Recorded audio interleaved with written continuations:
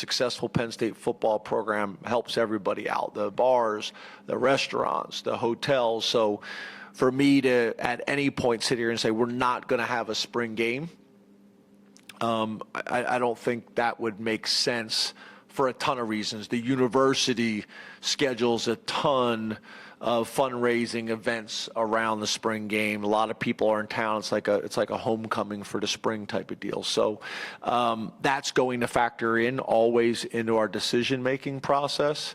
There's some things that we will not do. The game will not be televised for some of the reasons we've already discussed and you've heard other coaches maybe talk about. And we will have a spring game probably more similar to what we've had in the past, at least right now, as we go through these 15 days, that could change. But I could see it being maybe a little bit shorter.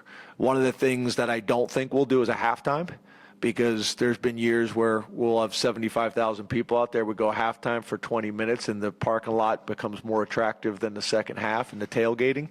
So probably we'll condense it down a little bit, maybe a little bit shorter quarters, maybe no halftime. But also I know we have some real football people in our fan base that want to watch and evaluate our roster and get excited and have discussions at the barbershop or at the water jug and discussing what Penn State football is going to look like next year. So I also think it's valuable for you guys.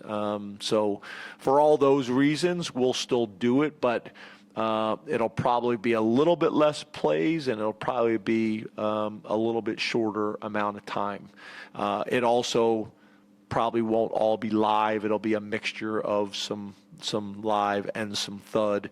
But back to the question I got early on, when you're trying to modify, and we got so many players that decided to come back, there's going to be a lot of players that we're going to modify from live reps, so that will impact it as well. But I want it to be enough that you guys feel like it was worth it, and our fans feel like, hey, I got a pretty good feel and an idea of what Penn State football is going to look like.